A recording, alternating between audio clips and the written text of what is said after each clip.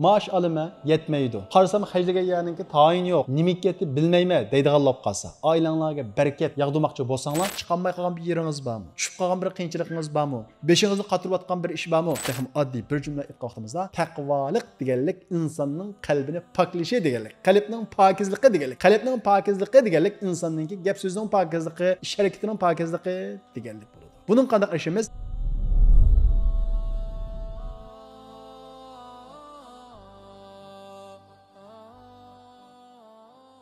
Assalamu alaykum va rahmatullohi va barakatuh. Qarindoshlar, hammanglar xush keldinglar. Biroz kechikib qoldinglar. Unda bo'lsa biz bugun yana shu Imom Navaviyningki 40 hadis nomli darsimizningki 6-hadisini o'qiymiz. Qarab qolgan bo'lsak, har bir hadisda bir tema, shundaqla biz uchun nihoyat muhim mazmunlar so'zlanadi. Shuning uchun sizlarningki va to'rdagi ko'rman qarindoshlarimizning hammasininki xotira elib, tartib bo'yicha yezib mengishni tavsiya qilaman. Unda bo'lsa biz hadisimizni o'qiymiz. Bizning bugungi hadisimiz nihoyat muhim bir masala haqida to'xtaldi. Qaysi desanglar, bu masala, ya'ni bu ibodat va yoki bu fazilat bizni Allohningki nazarida eng ulug' bir o'ringa ko'taradi. Allohning nazarida kim ulug' demoqchi bo'lsanglar, mana bugun ashunun javobi chiqadi. Va shundaqla bizning bugun o'qiydigan mazmunimiz bu hadisdiki, biz qiyinchilik tushib qolgan vaqtimizda bizningki qiyinchilikdan chiqishimizga sabab bo'ladi. Meni hozir bir qiyinchilikim bor, boshqa qiyinchilikim bor. Qanday qutlama deydiganlar bo'lsa, bugungi darsga diqqat qilsin. Va shundaqla bu dars oilamizga barakat yig'ishiga sabab bo'ladi. Maaş alımı yetmeydi. Qarasam xərcləgə yerinki tayin yox. Nimek yetdi bilməymə deydiganlar qalsa. Ailanglarga barakat yağdırmoqchi bolsanglar, bugungi darsga diqqat qilinglar. Chunki bugungi darsdagi mazmun oilamizga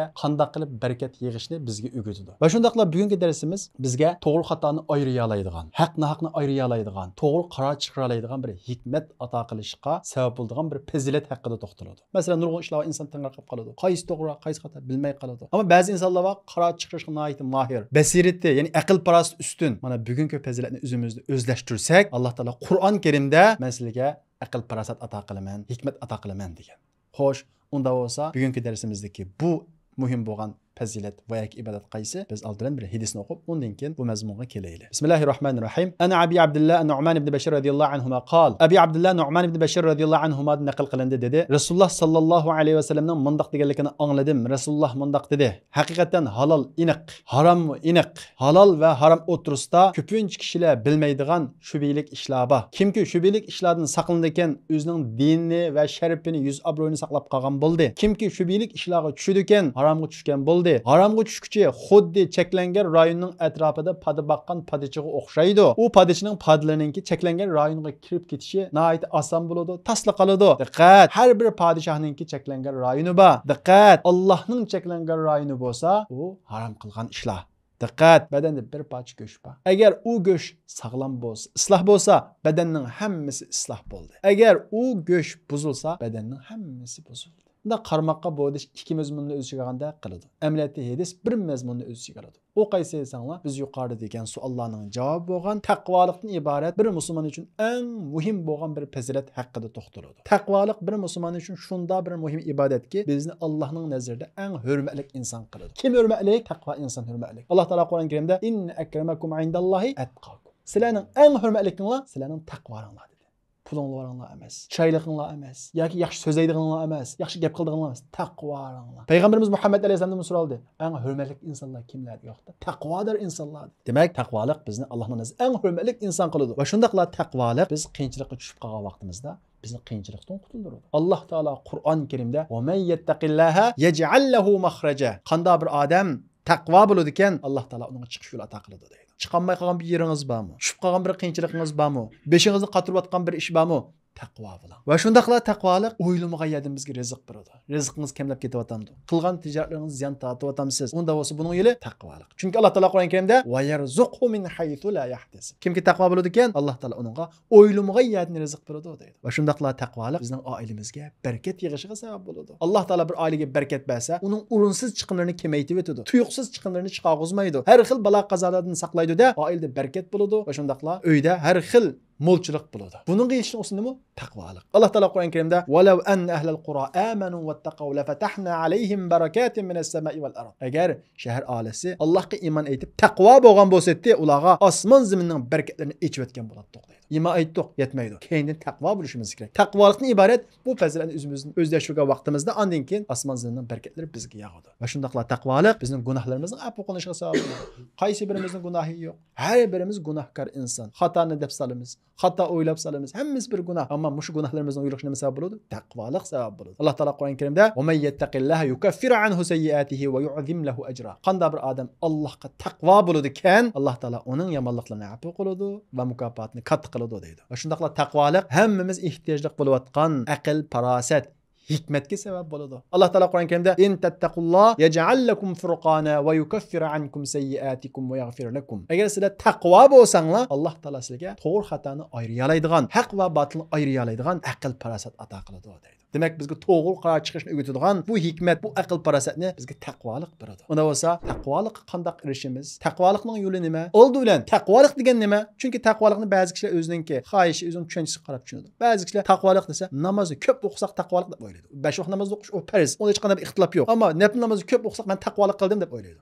To'g'ri, bu taqvolikning bir qismi. Ba'zi kishilar o'zi tanlagan ba'zi ishlar var, qilmaydigan. Oshni qilmaslik orqali taqvolik deb o'ylaydi. Ko'p hollarda insonlar o'zi qilmaydigan ishlarni nimasiga qarab tanlaydi desanglar, o'zininki udul kamigan ishi va yoki o'zining mijoz xulqiga qarab tanlab oladi. Amaliyotda biz bir ishni qilayli, qilmayli, o'zimizning xarakteri, mijoz xohishini ap qo'yib turib, islom nimaga qimmat bergan bo'lsa, shuni qila olgan bo'lsa, nimaga buyurgan bo'lsa, shuni qila olgan bo'lsa, nimadan cheklagan bo'lsa, bizningki xarakterimizga mos kamiganlik uchun emas, Alloh taolo cheklaganlik uchun qilmagan bo'lsa, andan bu taqvolikningki asoslarini saqlagan bo'lamiz. Shuning uchun taqvolikningki tushunchisini bilish eng muhim, eng avval. Taqvolik deganimiz, ya'ni arabcha so'z, arab tilidagi ma'nosi bir narsani qalqin qilib saqlanish degan gap. Rasululloh ana shu jangdagi vaqtda sahobalar deydi-ku, "Hina ishtaddal ba's ittaqayna bi rasulillah" deydi.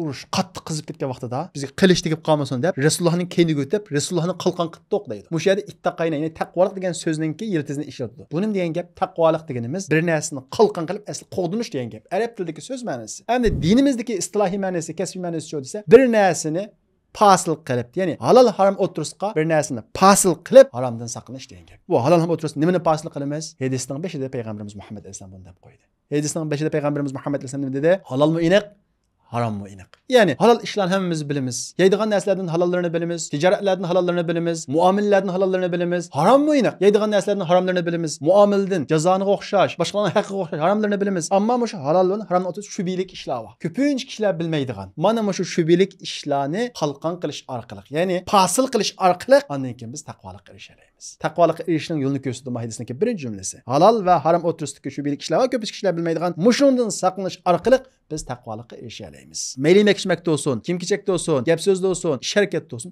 shubhilik ishlarni qattiq saqlangan vaqtimizda bizda taqvolik shakllanadi. Masalan, deylik, bugungi kunimizda shu muomala deb aytsak, nurg'un tijorat turlari bor. Ba'zi olimlar halol degan, ba'zi olimlar harom degan. Buning hukmi qanday bo'ldi?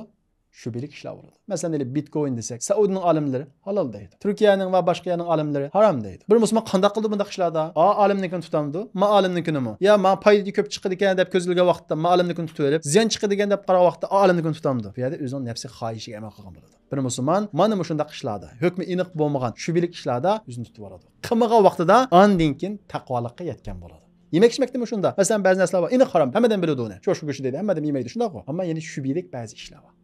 Uqul olmaydigan, bilgil olmaydigan. Bunda to'xtash orqali, ya'ni osh narsani qalqon qilib, fasil qilish orqali inson taqvolikni shakllantiradi. Buning ismi shubhilik ishlar. Payg'ambarimiz Muhammad alayhisalom kimki shubhilik ishlardan saqlansa, dinni va sharafini saqlab qolgan bo'ldi deydi. Ya'ni baytin degandek halol va harom o'tirishdagi hukmi aniq bo'lmagan va yoki kishilar da'talash qilgan, olimlar ixtiloflashgan, nima qilishni odam uqul olmaydigan, mushundaq ishlardan saqlansa bir odam o'zining dinini saqlab qolgan bo'ldi. Chunki shubhilik ish degandan keyin halol chiqib qilish, harom chiqib qilish ehtimoli bor. Qilmasa hech qanday ziyon yo'q. U harom saqlab qolgan bo'ladi agar harom chiqib qolsa. Halol chiqib qolsa uni bir ziyon yo'q. Va shunday sharafini saqlab qolgan bo'ldi. Qanday sharafini saqlab qolgan bo'ldi? Bu faqat yemek ichmakliklar qaratilmaydi. Nurg'un muomillar bor. Bugungi kunimizda bo'libmi sosyal media deymiz, har xil ishlar bor. Shubhilik, odamning ko'ngli taqmaydigan, harom degilar bo'lmaydigan, halolmi degilar olmaydigan. Shunday ishlardan saqlanish orqali sharafini saqlab qola olamiz. Masalan, bugungi kunimizda ba'zi harom-qilimiz sosyal media ishlatadi masalan. Ba'zilari xato bo'lgan, aniq cheklangan rasmlarni chiqaradi. Ba'zi har xil ishlar qiladi. Buning ichida ba'zi aniq harom degilar bo'lganlar bor. Harom degilar bo'lmaydigan, ammo odam shubha qildiganlari bor. Xonim qizlarimiz mana bu shunday shubha ishlardan saqlanish orqali o'zi taqvolikni shakllantira oladi. Va shunday hadis degandek o'zining sharpini, o'z obro'yini qo'lga oladi. Bugungi kunimizda bu intayin muhim. Masalan, payg'ambarimiz Muhammad alayhisalom bir qatim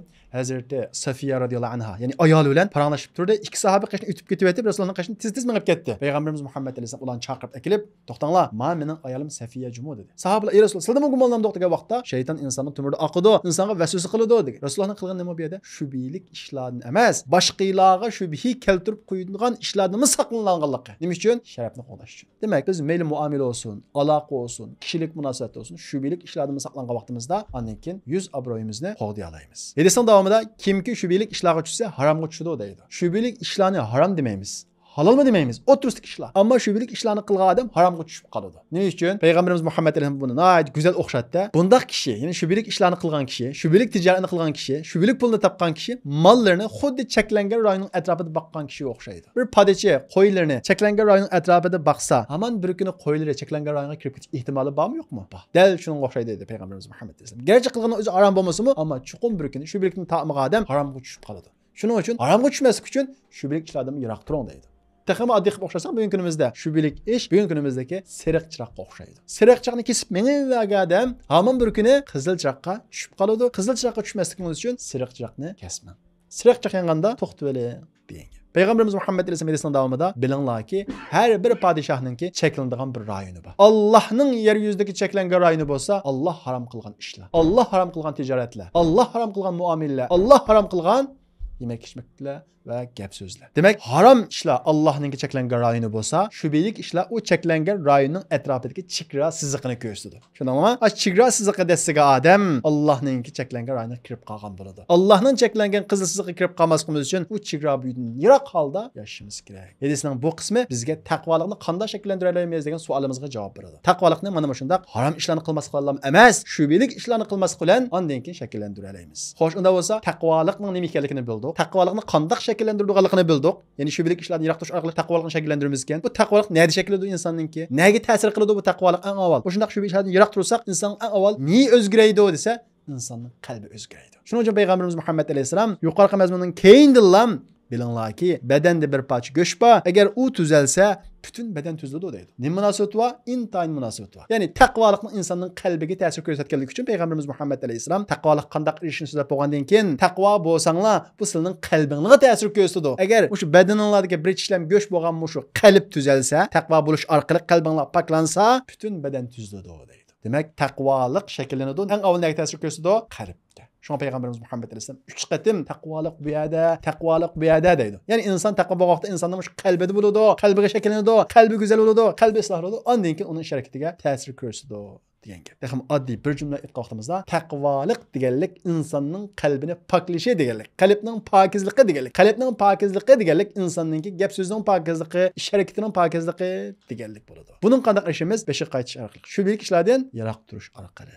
O bozulsa bütün beden bozuldu, o bolsumu yürektir deydi. Yani bedende bir işlem göç var, o ıslah olsa bütün beden ıslah oldu. O bozulsa bütün beden bozuldu, o bolsum yürektir. Yani kalptir deydi. Demek eğer kalbimizni pakiz tutamazsak, taqvolikdan ibaret bu faziletni kalbimizga o'rnashtirmasak, kalbimiz bozuldu. Kalbimiz bozulsa, sözümüz bozuldu.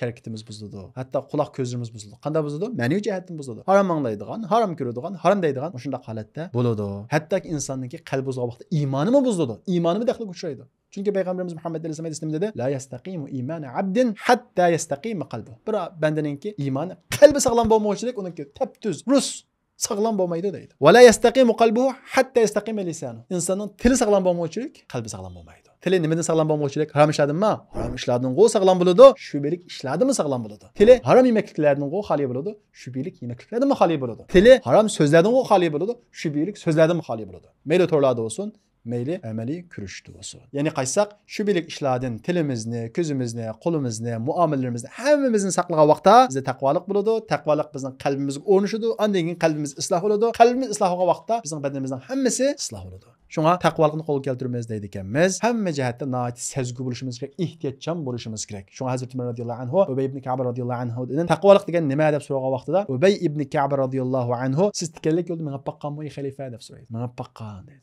Qanday mangattınız? Putunga tiken kirib ketmesin deb, shunday diqqat qilib mangatdim deydi. Ubay ibn Ka'b radhiyallohu anhu taqvolik dal ashunga o'xshaydi deydi. Ya'ni, halolmidi, harommidi, shubilikmidi deb har bir ishni oldiga kelgan vaqtda, yemak ichmakning oldiga kelgan vaqtda, ilg'a vaqtda undan keyin taqvolik erishgan bo'ladi. Unda bo'lmaydi ekan, azroq fatva teplam qilib olish, yeyilish, deyilishni o'ylasak, ilg'amasak, sezgulik bo'lmasak, ma taqvolik amaliyotga ish qilmaydi qarindoshlar. Shuning uchun o'zimizga ma taqvolik bir yetilsin, so'zimda o'zgarish bo'lsin, qalbimda o'zgarish bo'lsin, iymonim sog'lom bo'lsin, Allohning huzuriga bir ulug' bir inson bo'lib chiqay va shunda Alloh taolo menga aql farosat ato qilsin deydi ekanmiz. Bir oshxon kiyib qilib, tomoqni yeb qilib, undan keyin uni halol harom emas, oshxon kiyib tomoq yeyishni ilgari halol haromni so'rashni qilaydi. Qalbimiz butun amin topgandan keyin undan keyin tomoq yeyli. Boshqalarga deydigani deb bo'lib qildigani qilib bo'lib, undan keyin uning fatvosini emas, qilishdan deyishni ilgari uning fatvosini so'rab, qalbimiz butun halollikqa amin topgandan keyin undan keyin qilayli. Tijoratlarimizda tijoratni qilib bo'lib, ziyon tatgan vaqtida buning hukmi nima ekan deb so'rab, harom degan fatvo chiqsa, harom ekan, shon ziyon chiqibdi deb o'zimizni aldamaydi. Halol tijoratimiz ziyon chiqishi mumkin. Bir tijoratni ziyon tatish uning harom ekanligini bildirmaydi. Mayli tijorat bo'lsin, uni qilishni ilgari men bir musulmon, men bir taqvolikni shakllantirmasam bo'lmaydi. Bu halolmi deb to'rt putniga dasib bo'lgandan keyin undan keyin qilayli. Balkim shubilik tijoratda, hatto harom tijoratga Alloh taolo nurg'un pul berishi mumkin. Pay topganligingiz o tijoratninki halolligini bildirmaydi. Masalan deyli, yemek ichmaklardan it go'shi desak, it go'shininki tarkibida nurg'un vitamin, nurg'un oqsillar bo'lishi mumkin. Nurg'un uning foydali taraflari bo'lishi mumkin. Halollamdi? Halollanmaydi. Alloh halol degani halol bo'ladi. Alloh harom degani harom bo'ladi. Mayli uningda bizga nurg'unlig'an pay chiqib ketsin, bizga nurg'unlig'an foydali moddalar bo'lib ketsin. Shuna Alloh subhanahu va taolo hammamizga nafsimizni yig'ib, mayli gap so'zlarimizda, yemak ichmakligimizda, tijoratimizda haromdillah emas, shubilik ishlardan yiroq turib taqvolikni shakllantirgili nisb qilsin. Bugungi darsimiz mush yerda oxirlashdi. Inshaalloh kelar hafta darsimizni ko'rishaylik. Assalomu alaykum va rahmatullohi va barakatuh.